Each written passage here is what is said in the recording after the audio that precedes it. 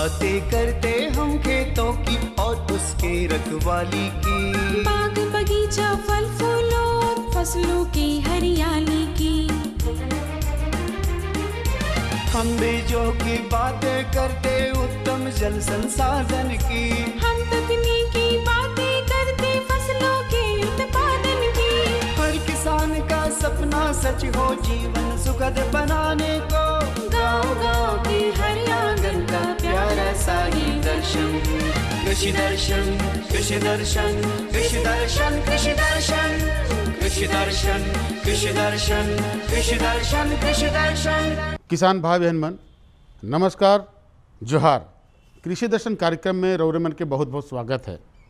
तो चलो अपन कार्यक्रम आगे बढ़ाए कर आगे इतनी मास्क के निकलाए देवा थी काले कि रौरे मन से बेस से बातचीत हुई, रौरे मन बढ़िया से समझाए पारब है नहीं।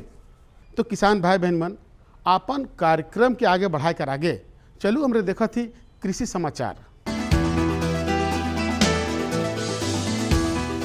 नमस्कार, कृषि समाचार में आपका स्वागत है। मैं हूं अर्चना। आइए देखते हैं आज कृषि समाचार में क्या है खास। जोहार योजना के तहत किसान पा सकेंगे खेती, मत्स्य पालन, पशुपालन इत्यादि का बेहतरीन प्रशिक्षण। उचित साफ सफाई द्वारा पशुओं को बचा सकते हैं थनैला रोग से। छोटे भूभाग में जुताई के लिए उत्तम है मिनी पावर बीडर। झारखंड सरकार द्वारा आरंभ की गई नवीन योजनाओं में से एक प्रमुख योजना है जोहार योजना। इस योजना के माध्यम से राज्य के किसानों को आधुनिक खेती की तकनीक, मत्स्य पालन, पशुपालन इत्यादि की बेहतरीन प्रशिक्षण दी जा रही है। साथ ही आवश्यकता अनुसार आर्थिक सहायता भी प्रदान की जाएगी। इसके अलावा जोहार योजना के अंतर्गत किसानों को उत्पादन से लेकर बाजार तक मुहैया कराने की योजना है, जिससे किसानों को उनकी मेहनत का पूरा लाभ मिल सके। इस योजना में अनुसूचित जाति और अनुसूचित जनजाति के परिवारों को प्राथमिकता देने के साथ ही 50% से ज्यादा महिलाओं की भागीदारी सुनिश्चित की गई है। जाड़े के मौसम में दलहनी फसलों में पाउडरी मिल्ड्यू नामक रोग या फफूंद रोग लगते हैं। यदि आपके दलहनी फसलों में सफेद चूर्ण जैसा दिखे तो यह इस रोग के लक्षण है। इस रोग के लग जाने की स्थिति में फसल की बढ़वार कम हो जाती है और उत्पादन प्रभावित होती है। सल्फेक्स या रिडोमिल MZ नामक दवा के छिड़काव से पाउडरी मिल्ड्यू रोग की रोकथाम हो सकती है। स्वर्ण लालिमा, स्वर्ण नवीन, अर्का आभा और अर्का आलोक ये टमाटर के उन्नत प्रभेदों में अच्छे माने जाते हैं। टमाटर की फसल लगाने के इच्छुक किसान इन किस्मों को लगाकर लाभान्वित हो सकते हैं। ये किस्में गुणवत्ता युक्त और बेहतर उपज देने में सक्षम है। स्वर्ण लालिमा, स्वर्ण नवीन, अर्का आभा और अर्का आलोक ये सभी टमाटर के प्रभेद अच्छा उत्पादन देने में सक्षम है। ये प्रभेद वर्तमान समय में लगाने योग्य होते हैं। इनके बुआई के लिए 500 से 600 ग्राम बीज 1 हेक्टेयर भूमि के पर्याप्त होता है। सिंचाई, निकाई और आवश्यक उर्वरकों के प्रयोग कर इन प्रभेदों द्वारा प्रति हेक्टेयर टमाटर की 200 से 250 क्विंटल उपज प्राप्त की जा सकती है। दूधारू पशुओं के थन में एक प्रकार का रोग लगता है जिसे थनैला रोग कहा जाता है। थनैला रोग में थन में सूजन होना, दूध निकलने का रास्ता पतला होना, दूध में मवाद आना या दूध फटा हुआ आना इत्यादि इस बीमारी के लक्षण हैं। थनैला रोग के लग जाने की स्थिति में पशु की मौत तो नहीं होती, लेकिन वह अनुपयोगी हो जाता है, जिससे पशुपालकों को बहुत नुकसान होता है। कुछ बातों का ख्याल रखकर थनैला रोग से बचा जा सकता है, जैसे दूध दूहने के पहले हाथों को साफ कर ले, साफ बर्तन में दूध निकाले, दूध दूहने के बाद थन को पोटेशियम परमैंगनेट दवा के घोल से साफ कर दें। साथ ही थन में चोट ना लगे, इस बात का ध्यान रखना चाहिए तथा साफ सफाई पर विशेष ध्यान देना चाहिए।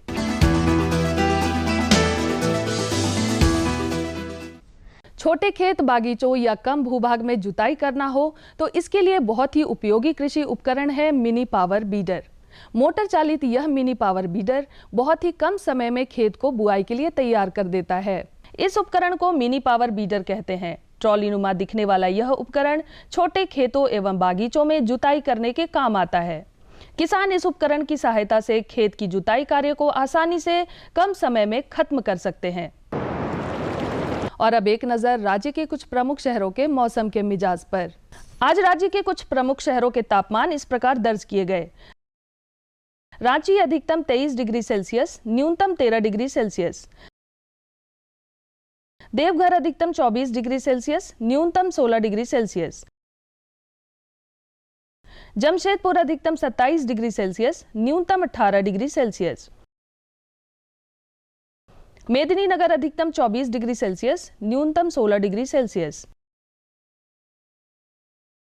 धनबाद अधिकतम 25 डिग्री सेल्सियस, न्यूनतम 18 डिग्री सेल्सियस। कृषि समाचार में आज इतना ही। कोरोना गाइडलाइन जैसे मास्क लगाना, साफ सफाई रखना, उचित दूरी का पालन करना इत्यादि का पालन करें। संक्रमण से बचते हुए करें कृषि कार्य। अपने और अपने परिवार के लोगों को टीका अवश्य लगवाएं। अगले अंक में फिर मुलाकात होगी कुछ ताज़ा तरीन खबरों के साथ। तब तक के लिए दीजिए इजाजत। नमस्कार, जोहार। किसान भाई बहन मन, कृषि समाचार में रोरेमन तकनीक कर बारे में, उपकरण कर बारे में, मौसम कर हाल कर बारे में, मंडी भाव कर बारे में और कृषि संबंधी नवा जानकारी मिलक। एखन बेरा हो जाए एक छोटा सा विराम के। हम विराम के बाद घूर के आवत ही और रोरेमन की जानकारी देवत ही।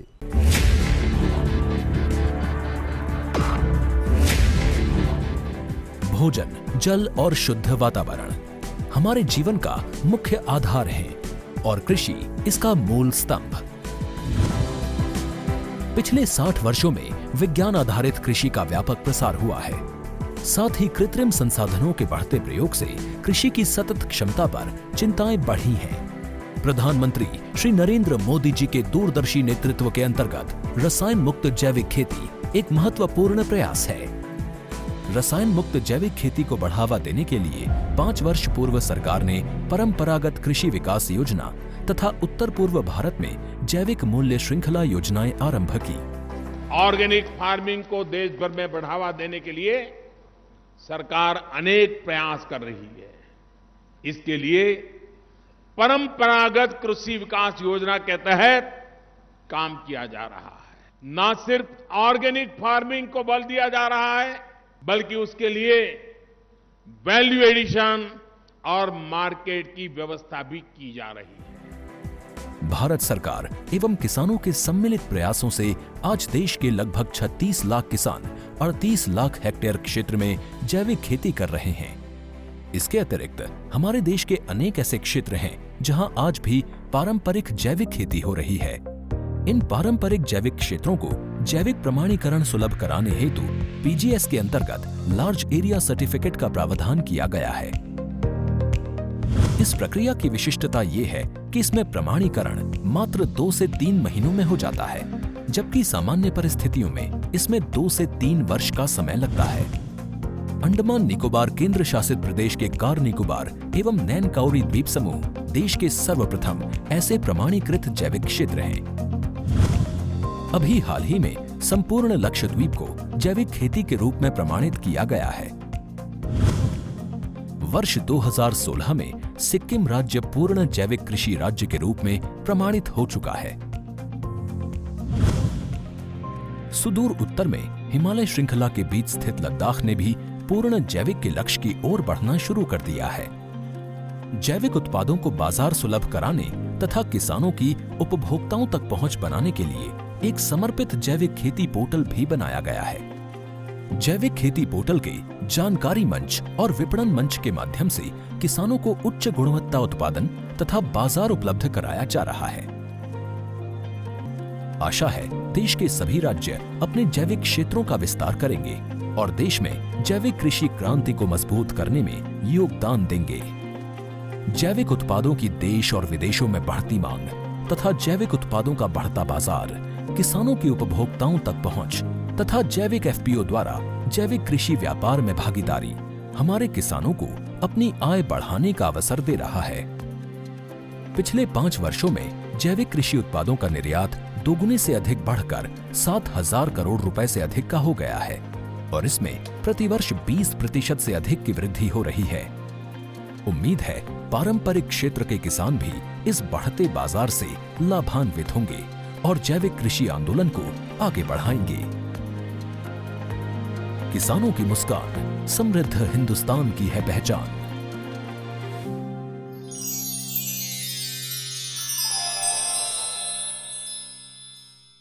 अपन कार्यक्रम के हम आगे बढ़ाती। आज का जो जानकारी है वो बहुत खास है, बहुत विशेष है। जो किसान भाई बहन मन टमाटर की खेती करे ना, ओकर मन के तो खास है। तो चलू हम देखा कि पॉली हाउस में टमाटर कर खेती करल से का फायदा होवेला।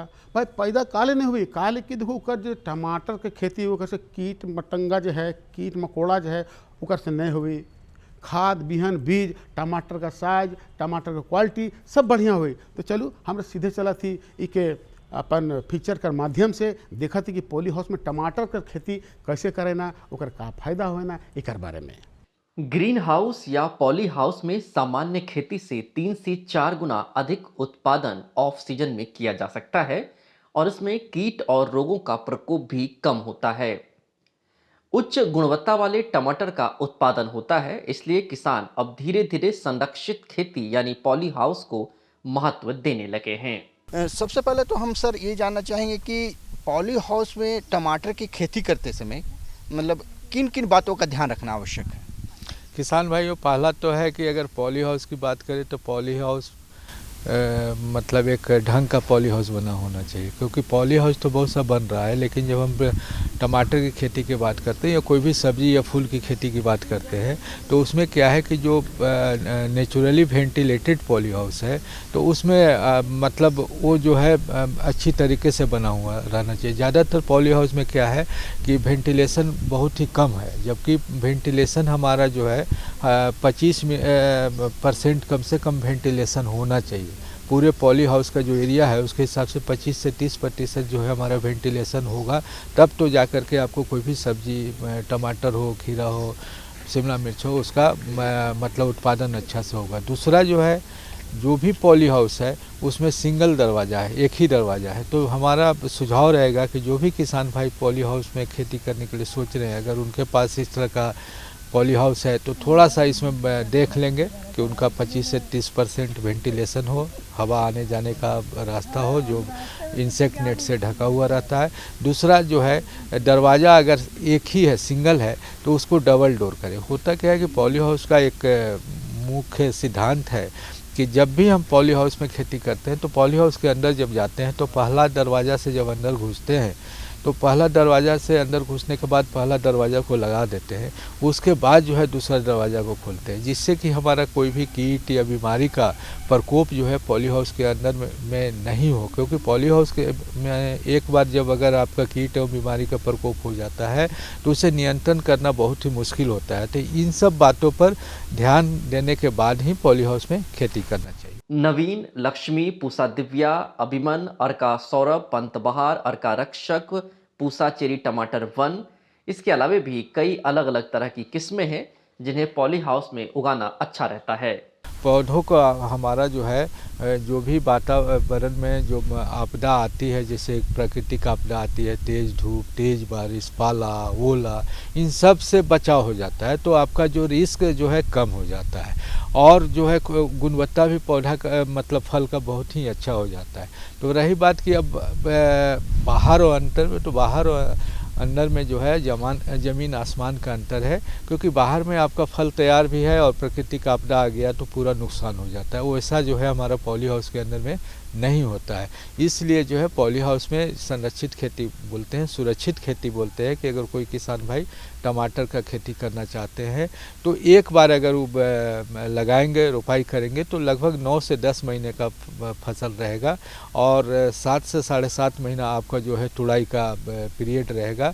तो 10 महीने तक आप फसल ले सकते हैं। सिर्फ वहाँ पर ध्यान देना है कि हमको मुरझा रोग रोधी किस्म जो भी देसी वैरायटी हो या संकर किस्म हो उसका चुनाव करें, साथ ही साथ असीमित बढ़वार वाली, क्योंकि पॉली हाउस में हमारा ज़मीन कम है तो हमारा जो है वर्टिकल जो ऊपर वाली ज़मीन है उसका ज़्यादा से ज़्यादा प्रयोग करना है। तो उस तरह के किस्म को चुनाव करना चाहिए जो असीमित बढ़वार वाली हो। 4 मीटर 5 मीटर उनके पूरे पीरियड में जो है 4 से 5 मीटर लंबा पौधा हो जाता है और उसमें जो है हमारे अनुसंधान केंद्र पलांडू के द्वारा जो है एक संकर किस्म विकसित किया गया है, स्वर्ण अनमोल, जिसका कि किसान भाई अपने खेत में मतलब पॉली हाउस में लगा करके उसका खेती सालों भर कर सकते हैं। उसके साथ साथ एक स्वर्ण कंचन भी है, लेकिन उसका बढ़वार जो है सीमित नहीं है, थोड़ा सीमित है, लेकिन उसका भी उत्पादन जो है पॉली हाउस के लिए अच्छा है और किसानों के लिए लाभदायक है। कृषि विशेषज्ञ कहते हैं कि रोपाई के तुरंत बाद सूक्ष्म सिंचाई ड्रिप द्वारा की जाती है। ग्रीन हाउस में उगाई गई संकर टमाटर की ऊंचाई 8 से 10 फुट से अधिक हो जाती है, जिससे रस्सियों से सहारा दिया जा सकता है। जैसे हम बाहर में टपक सिंचाई का बेड बनाते हैं, उसी तरह से हम बेड की तैयारी करेंगे। उसमें सड़ी हुई गोबर की खाद, नीम की खल्ली, चूना और रासायनिक खाद का अगर प्रयोग कर रहे हैं तो DAP जो है 750 ग्राम और पोटाश जो है, म्यूरेट ऑफ पोटाश जो है 500 ग्राम प्रति डिसमिल के दर से उस बेड में मिला करके और अच्छी तरह से बेड को तैयार करके और फिर टपक सिंचाई के प्रणाली को आप उसमें लगा दीजिए, पाइप बिछा दीजिए। और एक बेड में जो है आप लाइन से लाइन की दूरी जो विद इन बेड, ऐसे जो है बेड टू बेड की दूरी रहता है 4 फीट 1.2 मीटर पॉली हाउस के अंदर में। और बेड में जो है आप 2 लाइन पौधा लगाएंगे टमाटर का, उसमें जो है पौधे से पौधों की दूरी जो होगा 40 सेंटीमीटर होगा।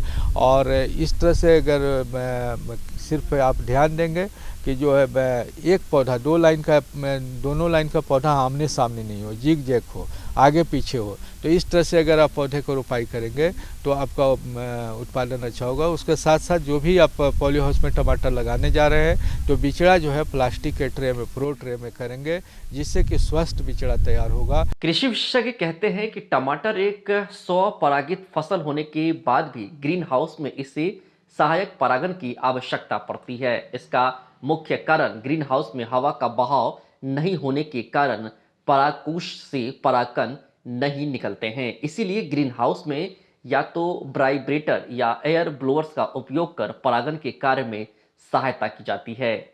जैसे ही हम शुरुआत में से ही हमको देखते रहना होगा, पौधे को निरीक्षण करते रहना होगा कि हमारा कोई भी पौधा में किसी तरह का कुछ बदलाव तो नहीं आ रहा है, जैसे कीट का प्रकोप नहीं आ रहा है, बीमारी का प्रकोप नहीं आ रहा है। जैसे कीट में जो है मुख्य रूप से पॉली हाउस के अंदर में जो है थ्रिप्स कीट जो है टमाटर में आपको परेशान करता है, जो पत्ती के नीचे होता है और पत्ती के रस को चूसता है।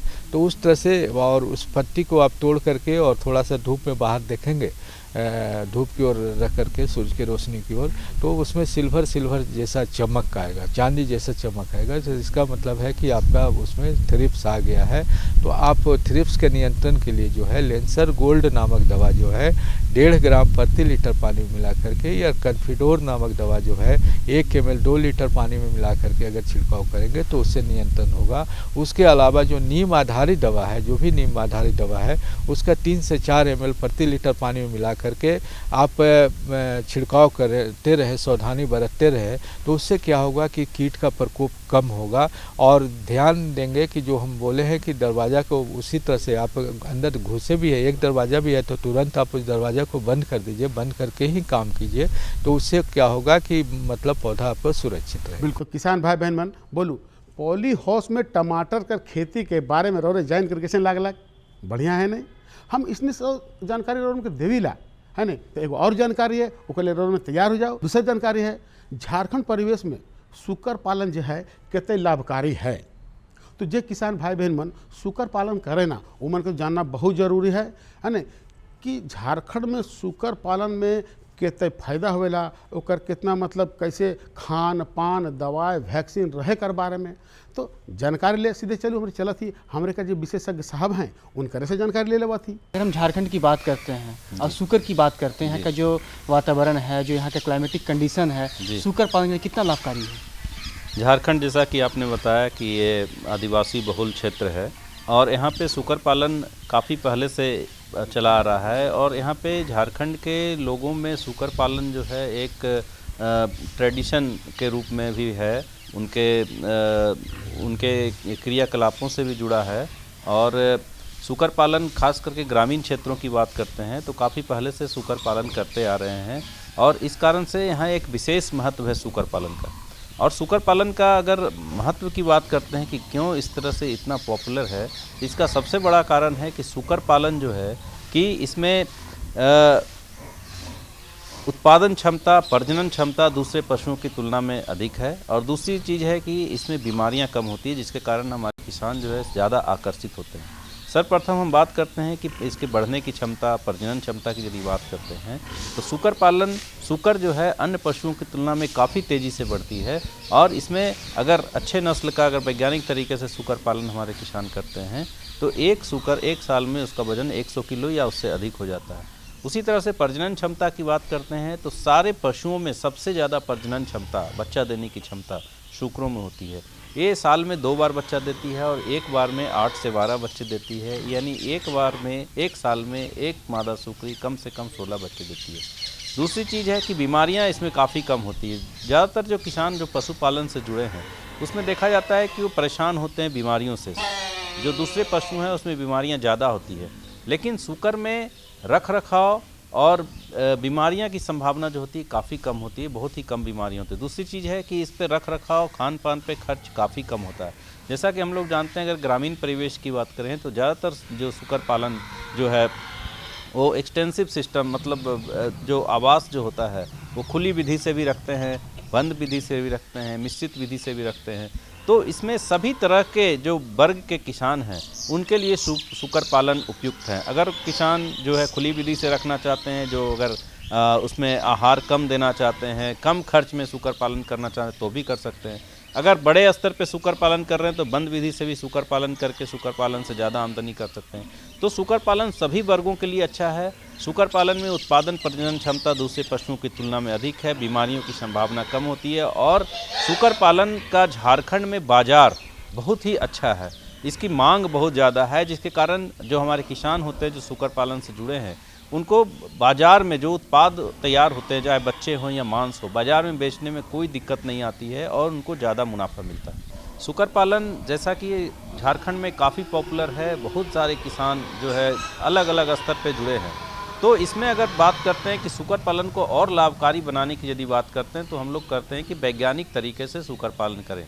वैज्ञानिक तरीके से सूकर पालन के लिए बिरसा कृषि विश्वविद्यालय का काफ़ी सहयोग रहा है इसमें, और हम लोग जो है सूकर पालन के लिए किसानों को प्रशिक्षित करते हैं। वैसे किसान जो सूकर पालन बड़े स्तर पर करना चाहते हैं, वैज्ञानिक तरीके से करना चाहते हैं, सर्वप्रथम उन किसानों को हमारे बिरसा कृषि विश्वविद्यालय से पूरी जानकारी लेनी चाहिए, प्रशिक्षण लेनी चाहिए।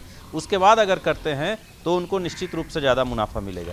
इसके बाद यदि वैज्ञानिक तरीके से सूकर पालन की बात करते हैं तो इसमें कुछ बातें हैं जो किसानों को जानना चाहिए। सर्वप्रथम जो है कि वैज्ञानिक तरीके से किसान जो सूकर पालन की बात करते हैं उसमें पहला चीज़ आता है कि नस्ल।